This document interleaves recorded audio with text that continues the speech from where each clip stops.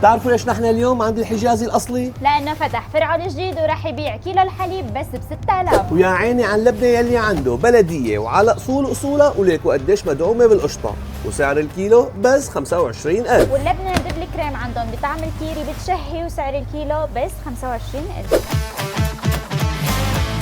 والجبنة الشلل عنده إكسترا عالية الجودة وسعر الكيلو بس 65,000. الزيتون عنده بأصناف كتيرة وسعر الكيلو منه 30,000. وصحن جبنة الحلوم من عند الحجازي الأصلي راح يكون بس ب 32,500. أما اللبن عنده فهو شغل معمله الحجازي الأصلي، نخب أول وتازة أول بأول. والأجبان بكل أنواع موجودة عنده، العكاوي الغنم والإفراوية، البلدية سادة وبحبة البركة، والجبنة المسنرة،